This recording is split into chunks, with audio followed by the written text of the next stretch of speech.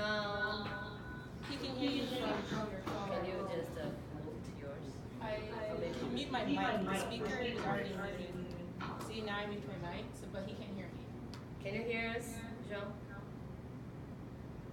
Alô? Oi, João. Tô te ouvindo. Beleza. Bom,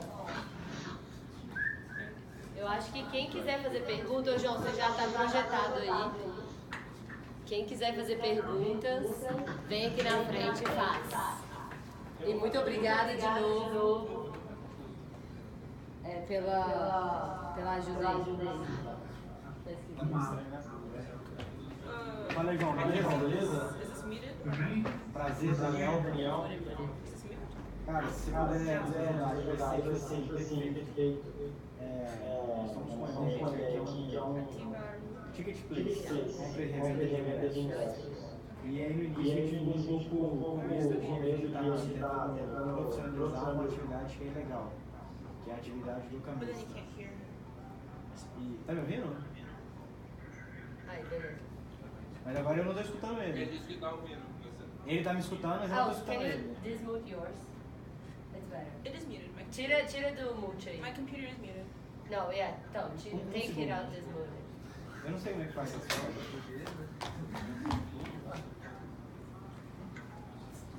Agora você tá ouvindo? João, você tá ouvindo agora, gente? João? Tá perdido. E agora? O microfone com o ativado. Tem que tirar do mundo. E agora? Agora ficou perfeito. Agora eu tô escutando como. Nossa, que mágica! Ok, that's great. Cara, então a gente tava com. Eu dei uma olhada naquela crime contra a economia popular e também no estatuto do torcedor. Mas como a legislação ela não é tipo assim, poxa, isso é cambismo, isso não é cambismo, é muito tipo assim, abrangente, a gente fica com medo de talvez a gente tá andando num caminho que tá dando a volta na lei, ou tipo assim, o que você pode ajudar a gente nesse tipo de informação assim? Cara, isso diz respeito à atividade final de vocês, né? Isso diz respeito, me ajuda aqui para entender o que de fato vocês estão fazendo. Vocês estão revendendo tickets de pessoas que compraram. Vocês me dá mais detalhes do que eu entendi qual é o problema. Eu entendi qual é a dificuldade, qual é a análise que você está buscando, mas eu precisava entender detalhes de como vocês fazem e o que vocês fazem. Bom, igual qualquer outra plataforma de venda de ingressos, a gente é igualzinho, então os ingressos são vendidos. A diferença é que se o usuário ele quiser revender o ingresso, ele volta na nossa plataforma. Vocês estão vendendo o ingresso depois de fechar um acordo com O promoter. primário, né? Correto. Tá bom? Ele disponibiliza pra gente os ingressos e a gente tem toda uma jogada de marketing, uma experiência de gamificação com o usuário para poder aumentar o engajamento e aumentar a capilaridade das vendas. E aí a gente fez um mecanismo de revenda que é interessante para o promoter, também é interessante para o usuário final, e a gente consegue mudar o perfil comportamental de como os ingressos são vendidos para poder ajudar o promoter a ter um faturamento maior quando ele está organizando a festa, entendeu? Tá bom. Cara, eu não consigo te dar uma resposta completa, porque não é minha área de expertise compra e venda de ingressos. Mas eu consigo te sinalizar o que você deve olhar e talvez algumas coisas que te ajudem a seguir em frente. Então, eu vejo duas questões. Uma é a questão do proprietário original do evento. Tá? Então, eu estou organizando um show, fechei com você, eu sou dono do show, do festival, fechei com você para você vender meus ingressos. E aí eu acho que é importante eu também estar de acordo com a revenda, ou seja lá o que você venha fazer. Então eu acho que você tem que ter no teu contrato, na tua... Bem explícito do que está acontecendo, né? E está de acordo com isso. Seja você, se você vai vender mais caro, seja você vender com desconto. Então, o teu parceiro original, o proprietário do evento, ele tem que estar alinhado com essa construção. Eu acho que isso te traz alguma segurança jurídica. E o outro lado são os impostos. Então, aí eu acho que você tem que ter um olhar mais apurado. Eu não consigo te dar um parecer específico sobre o tema, mas eu acho que você tem que ter um cuidado especial no recolhimento e pagamento dos impostos. Seja quando você está vendendo pela primeira vez, seja quando tem alguém revendendo. E aí, qual seria o tratamento tributário a ser dado, especificamente para esse tópico? Entendi. Essas são as duas coisas que me vêm na cabeça. Eu acho que já tem uma turma fazendo isso. Tem algumas plataformas, você deve saber melhor do que eu. StubHub, ViaGoGo.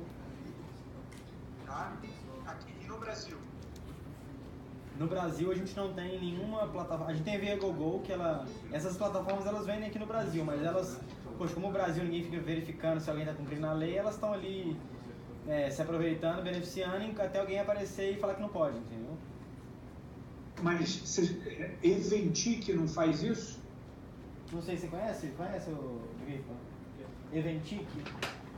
Conhece? Ela revende ingressos também? Elas trabalham com revenda, mas não da mesma forma que a gente faz. Eles não têm o monopólio dos ingressos. A maior parte das revendedoras é só um marketplace tipo o Mercado Livre, tipo LX, só que só para ingressos, entendeu? Querem ter o monopólio dos ingressos que vocês vendem. Exatamente. Se o promotor fechou com a gente pra gente repassar os ingressos só podem ser vendidos pela gente e revendidos pela gente. Se o cara quiser tirar o nome dele do e-ticket, passar para outra pessoa, revendendo ou transferindo, ele tem que vir na gente, entendeu? Cara, na verdade, o que eu acho que é o maior desafio aí é você fechar essa exclusividade com o promotor.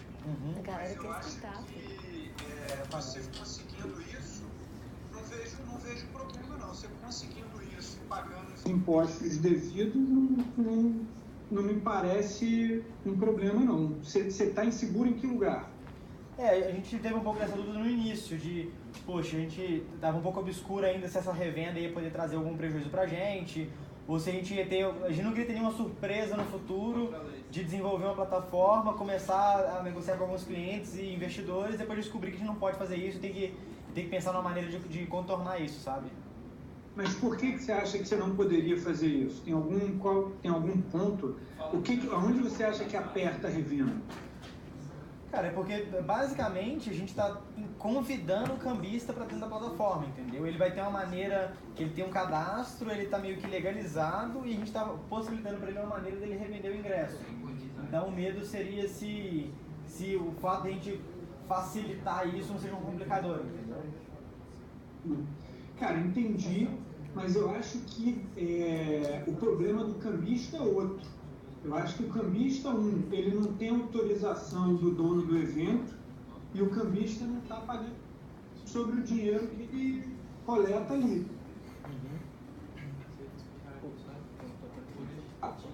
Opa, tudo bem? Não, a ideia é que... como que é? A gente estava com medo disso ser caracterizado por, tipo, cambismo mesmo, que seria contra a lei, por você estar comprando ingresso por um preço e vendendo por outro. Tipo, isso de algum jeito ser fora da legislação, não sei.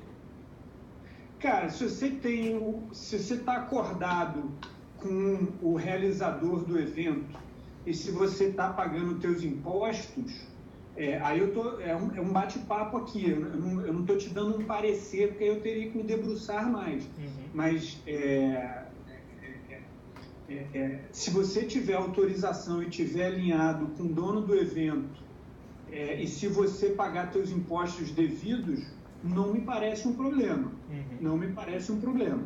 Aí teria que saber quais os impostos você tem que pagar quando você vende e quando você revende. Mas eu acho que se você tiver alinhado com o proprietário do evento, isso não necessariamente se caracteriza como uma atividade de cambista.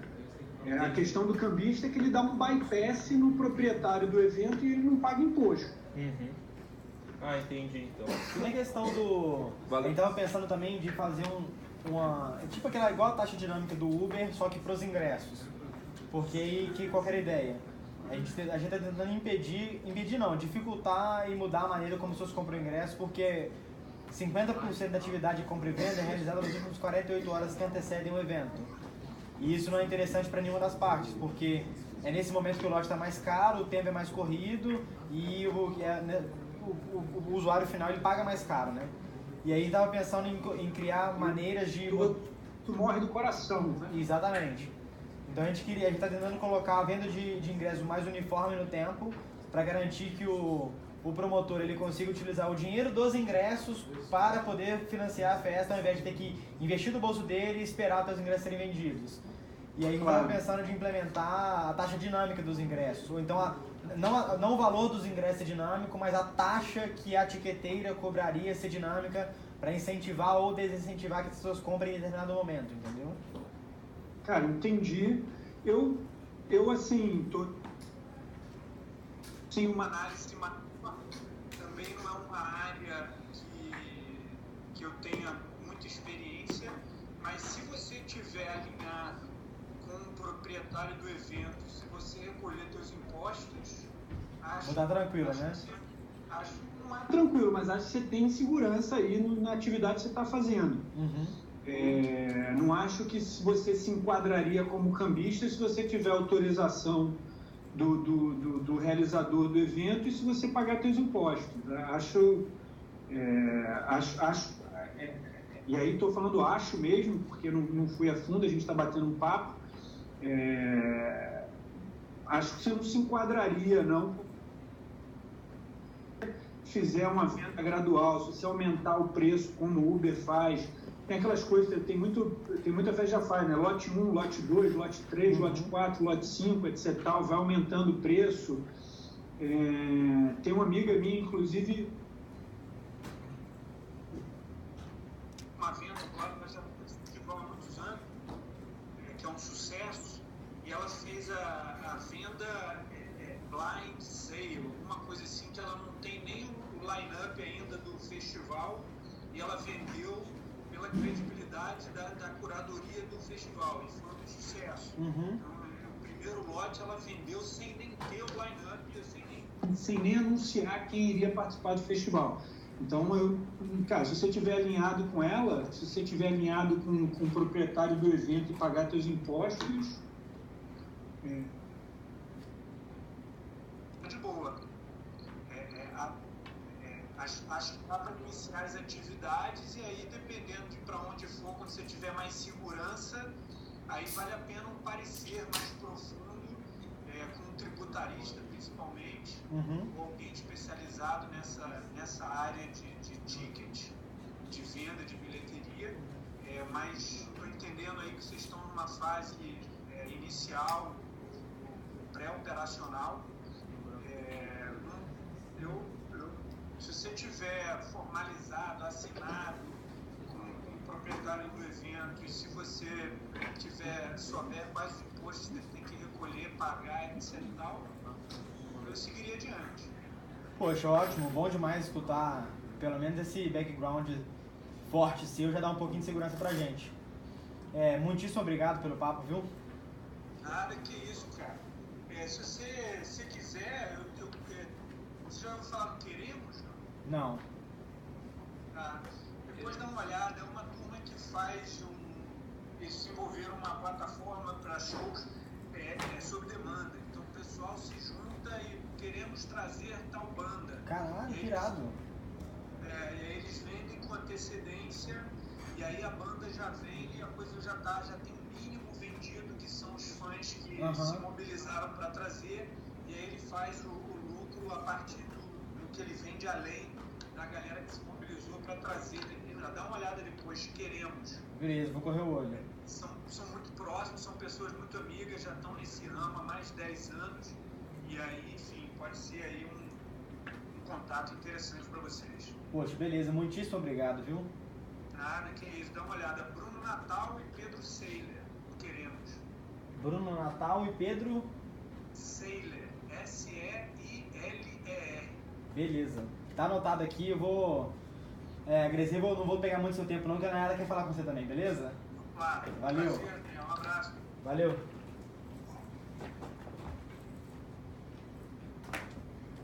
Oi, João, tudo bem? Tudo bem? Eu não sei se você recebeu o meu e-mail que eu mandei ontem. Você é a Nayara. Nayara. Prazer, Nayara. Me conta. Então, é porque o nosso modelo de negócios envolve, os próximos passos, a venda da análise dos dados. E, tipo, eu sei que isso é legal, porque eu sei que, até onde eu sei, um amigo meu que trabalha no IPEB hoje falou uma vez que o governo estava comprando os dados de uma startup, de uma empresa, porque eles têm esses dados, mas não é estruturado. Então, tipo, sai até mais barato para o governo comprar esses dados, eu não sei se são os dados, a análise desses dados, do que ele pegar e arrumar toda a bagunça. Então, assim, até onde eu sei é legal. Eu queria saber até onde vai isso, até onde deixa de ser legal e como eu poderia, tipo, mensurar, tipo, de alguma forma, algum tipo, vou te vender a análise de tal coisa que é muito importante pra você e, tipo, vou perguntar quanto que você quer pagar, eu não sei. Você, a base de dados é sua, você vende só análise dos dados sobre dados de alguém, você vende, a tua ideia é vender análise dos dados de terceiros para o teu cliente, quais são os dados que você está se referindo? Primeiro, né, o nosso projeto a gente quer conectar startups e potenciais investidores. No caso, a gente quer conectar, mostrar para os investidores as potenciais startups. Então, para isso, a gente tem que ter uma análise e, no caso, para a gente ter até um acompanhamento dessa análise, meio que um portfólio mesmo, um acompanhamento, que vai depender, claro, muito da startup de disponibilizar esses dados. E também eu estava pensando, tipo, crawler também, tipo, no futuro, né? A gente, tipo, está na internet, tem dado valor, conseguir investimento tanto, né? Tipo assim, isso já é uma informação que talvez a pessoa não coloque. Mas, no caso, são os dados das startups. Aí, tipo, questão de dados sensíveis, eu acho que eu não sei se teria ou não.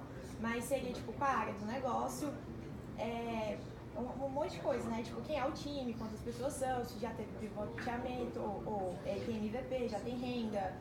E, então, seria mais os dados, assim, da startup.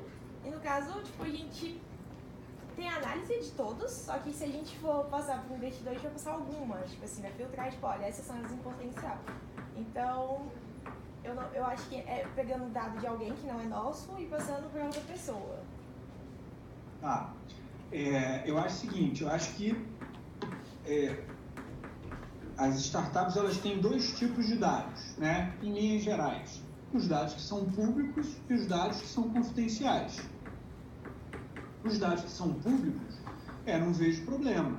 Toda startup, tem várias startups que mereçam análise, tem várias reportagens já sobre elas, no próprio site, ou em apresentações que os founders fizeram, etc. Então, você pode fazer uma coleta e análise desses dados públicos. Não vejo problema. E aí os dados que são confidenciais, aí você vai precisar assinar um termo de cooperação técnica, um termo de parceria. Aí eu acho que você vai precisar assinar um termo com a startup para poder não só fazer análise, mas ter acesso àqueles dados. Enfim, e aí eu não preciso nem falar, se você for hackear, se você for extrair os dados lá deles, aí vai para um outro lugar. Mas eu acho que para você ter acesso aos dados das startups, eu não acho que seja difícil, mas eu acho que você tem que ter uma proposta de valor bacana, de chegar para a startup e falar, olha, eu tenho um pool aqui de X investidores interessados no segmento da tua empresa, estou preparando um reporte das principais iniciativas de startups desse segmento, mapeamos a sua startup e gostaríamos de ter acesso não só aos dados públicos, que são esse aqui, que a gente já tem, que a gente já levantou preliminarmente, mas queria ter os teus dados. E aí você faz um termo, uma coisa super simples, mas aí eu entendo que a startup tem que te passar esses dados. No cadastro. Pois é, e aí se você tiver isso, não vejo problema em você fazer essa análise com base nos dados que já são públicos e nos dados que a startup te ofereceu, compartilhar com você. Se você for para uma estratégia mais agressiva de coletar dados confidenciais que você não tem autorização, aí complica. Tá, eu pergunto, se eu tiver esses dados, talvez não faça sentido, mas eu posso vender os dados ou apenas a análise deles? Tipo assim, você pode fazer o que a startup te autorizar. Se eles te autorizarem, olha, eu vou passar meus dados e você pode vender, beleza, você pode vender. Se eles assinarem, olha, eu vou passar meus dados para você fazer uma análise, mas você está assinando aqui um termo de confidencialidade, que você não vai passar os dados in natura para ninguém, apenas uma análise secundária que não vai identificar, entendeu? Aí entra num lugar mais complexo. Se você quiser vender os dados de terceiros, aí a brincadeira fica mais... aí tem mais entraves, não só na negociação com a startup, como da legislação também. Por quê? Porque a startup, ela tem dados que não são delas, que também são de usuários, que também são de terceiros. E esses dados têm limitações e vai ter mais ainda agora.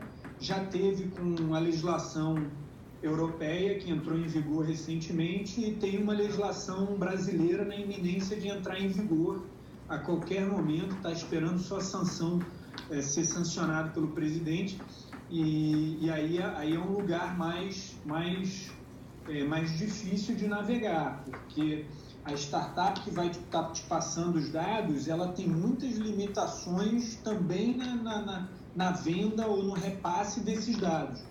Então, aí é um lugar difícil de navegar. E está cada vez, a tendência é cada vez ficar mais difícil de vender, de comercializar dados de usuário final, seja meta-informações ou seja informações individualizadas. Enfim, tem aí um ser com uma atenção especial sendo dada para essa questão dos dados,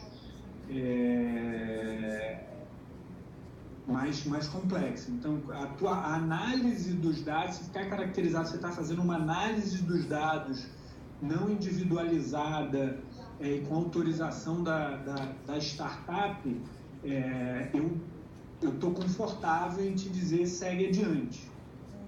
Embora a legislação esteja mudando as we speak. Mas a comercialização dos dados in natura é difícil. E outra dúvida foi essa questão de quanto que vale essas análises. Assim, eu nunca vendi, eu nunca vi o valor de um dado, de uma análise. Eu não sei se você sabe, tipo, mais ou menos, ou se você já viu, conhece algum valor, ou quais métricas ou indicadores. Você poderia me falar sobre isso? Cara, eu tenho uma historinha para te contar, não é tão animadora.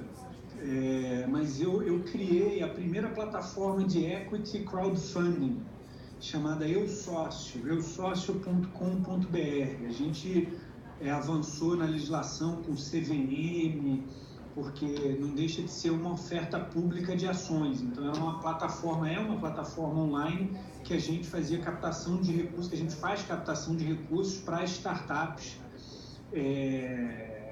E aí, em determinado momento, a gente pensou muito em ter parceiros que pudessem fazer análise um parceiro terceirizado, independente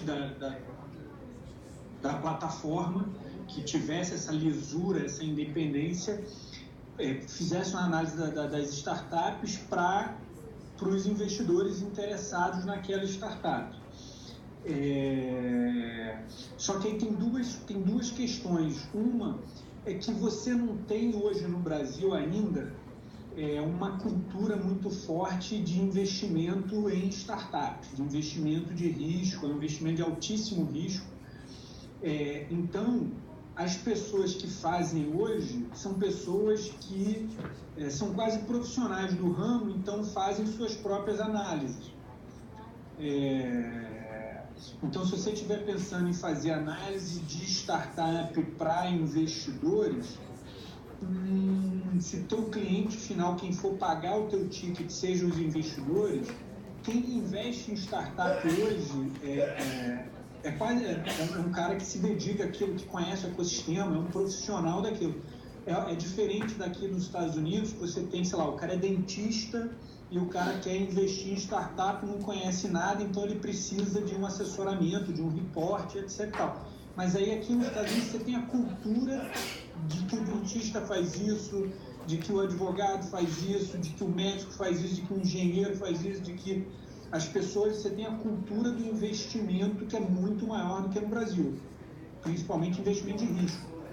Então, se o teu cliente final for pessoas que investem ou venham a investir em startup, esse mercado no Brasil hoje, a partir da experiência que a gente teve no meu sócio, não é tão grande.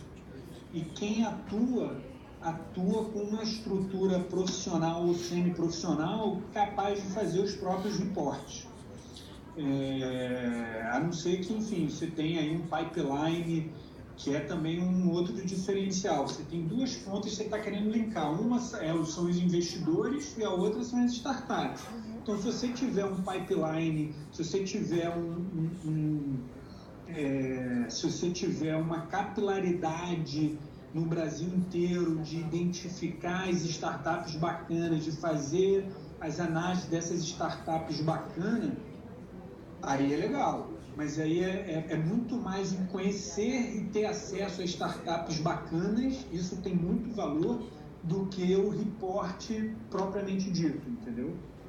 Então, é porque a gente antes tinha focado no nicho de investidores para investidores seed, só que aí exatamente, seed são poucos, principalmente aqui no Brasil, que é de 500 mil a 2 milhões, e aí a gente conversou com uma ex-MIT também, que ela é investidora, e ela gostou, ela foi uma das pessoas, na verdade, que validaram a ideia e tudo mais, e ela falou da real dificuldade, um pouco que ela falou da gente, pra gente, que geralmente ela é investidora anjo.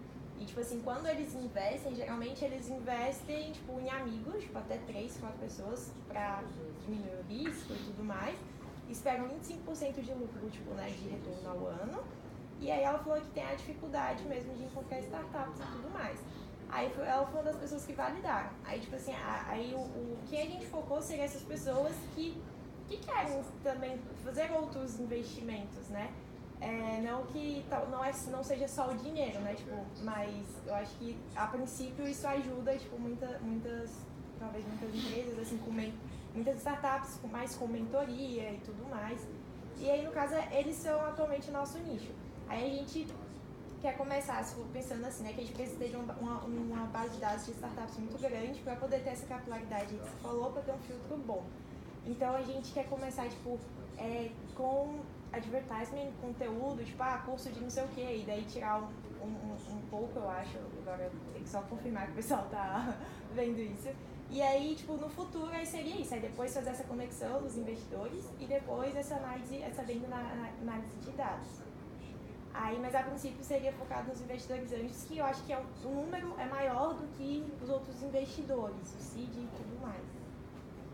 Cara, no Brasil, a nossa experiência com a plataforma lá, com o Eu Sócio, é que existem, você conversou com uma, mas ainda não é um mercado tão grande, ainda não é um mercado Então, tanto que você conversou com uma pessoa que teve no MIT, que, enfim, então é uma pessoa diferenciada. E essas pessoas existem no Brasil. Eu só não sei se são muitas, entendeu? Então, certamente existem pessoas como essa que você citou. Agora, eu não sei se teu mercado ele é amplo. No que a gente viveu no Eu Sócio, a gente teve esses dois problemas. A gente teve o pipeline de startups, então o número de startups, a quantidade de startups com mínimo de organização, governança, estrutura para poder receber o investimento, não tinha massa crítica de startups para isso, que é o pipeline, e do outro lado não se tinha uma cultura. As pessoas até têm dinheiro, né? Você tem uma camada aí de classe média alta e altíssima com dinheiro, mas que simplesmente não tem a cultura de investir em startup. Essa pessoa que você conversou, a gente precisa que exista aos milhares e não às dezenas ou centenas. E hoje no Brasil, enfim, está restrito a 2 quarteirões em São Paulo e meio quarteirão no Rio, que fazem isso, e aí fazem porque já são do mercado de investimento, porque trabalham em banco, porque são familiarizadas com a coisa, muito mais do que, entendeu, cidadão comum com outra profissão, com outra atividade, e aí quer investir em títulos de governo, quer investir em previdência privada e quer correr risco com startup. Essa cultura ainda não disseminou no Brasil.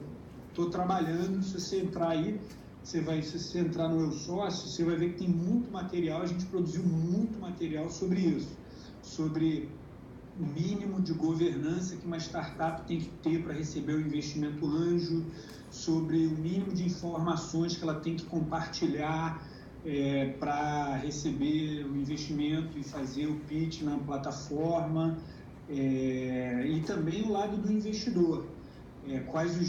O investidor ter consciência de quais os riscos que ele está correndo, de que aquilo é um negócio de muito risco. Então, se você der um Google, Guia Eu Sócio, aí a gente fez um Guia Eu Sócio número 1, Guia Eu Sócio número 2, Guia Eu Sócio número 3, tem um edital que a gente lançou lá atrás, 2012, 2013, dizendo todas as regras que uma startup precisa porque a gente encontrava muita startup que tinha tecnologia, que tinha time técnico, mas aí os sócios não estavam formalizados e aí, enfim, não tinha um mínimo de transparência nas informações e nas decisões, e que complica de você ter um investidor que não seja pai, mãe, amigos, namorada. Quando você tem um investidor, um terceiro, você precisa ter um mínimo de governança, de estrutura, que as startups no Brasil, que são poucas ainda, e as poucas que existem não têm esse mínimo de estrutura. Então, enfim, acho que vai te ajudar bastante se você procurar aí o material. A gente fez muita coisa, tem o site, mas também não procura só no site, não. Dá um Google mesmo, Guia Eu Sócio, material Eu Sócio, porque ficou muita coisa distribuída em vários canais que a gente tinha com parceiros, etc. Eu Sócio, tudo junto. Você ainda tem essa plataforma, né? Tem essa plataforma, está no ar, mas está banho-maria, porque como a gente percebeu, a gente comprou alguns riscos. Um foi, a legislação vai avançar e permitir equity crowdfunding no Brasil ou não? Existem startups interessadas nisso ou não? E existem investidores interessados nisso ou não? A legislação avançou muito mais do que todo mundo pensava, então a CVM autorizou.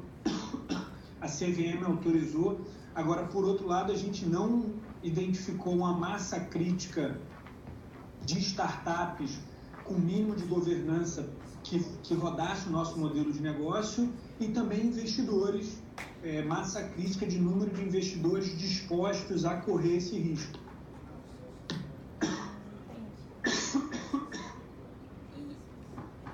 A última pergunta, rapidinho. Bom, tem mais coisas? Só uma pergunta, eu tenho ali. Tem mais uma pessoa. Não, Vamos ver quanto tempo você tem, João. quanto tempo você tem, João? Vamos lá, cara, eu separei aqui uma horinha, mas vamos lá. Quanto tempo vocês precisam? A gente tem mais uma equipe só pra conversar com você. Vamos lá, tô de A boa. última. Tá, é a última, não. É porque essa pessoa que a gente validou, ela falou de um plano de negócio que funciona assim. O investidor tanto ganha quanto o intermediário ganha e perde quando perde. Tipo, no investimento e no desinvestimento. Só que isso não ficou muito claro na minha cabeça. Você que já trabalhou assim mais ou menos com isso, sabe só me clarear isso, como funciona isso. Eu entro também como sócia e aí, tipo, se perder, perde todo mundo, ganha todo mundo? Tem um modelo que é o seguinte, que é o intermediário, no caso a plataforma, ou no caso a análise que você venha fazer, você pode vender o teu serviço e ser remunerada de várias formas. Você pode ser remunerado em dinheiro, você pode ser remunerado em equity. Então é basicamente isso. E aí tem que só saber se tem conflito. Porque você está fazendo um reporte de uma empresa que você tem participação, então o teu reporte não vai ser independente, não é um reporte independente. Então, aí pode ter conflito de interesse. Você vai estar vendendo uma análise de uma empresa que você é sócia, ou que você será sócia.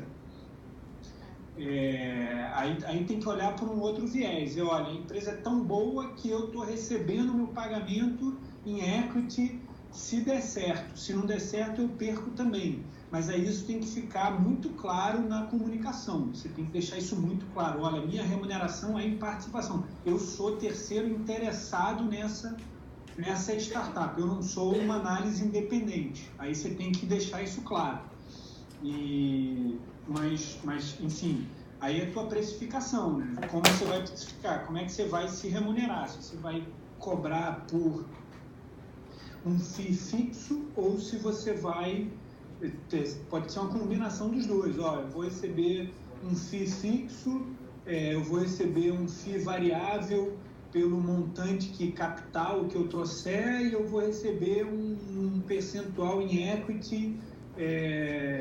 Aí é a composição do teu preço. Eu acho que é possível fazer, mas você tem que deixar muito claro de que, olha, eu não sou uma análise independente e autônoma, eu tenho interesse específico nessa startup que eu estou analisando, eu sou sócio, eu serei sócio. Isso tem que ficar muito claro, senão dá problema. Ah, não. Beleza. Então, valeu, João. Qualquer coisa eu te mando no e-mail.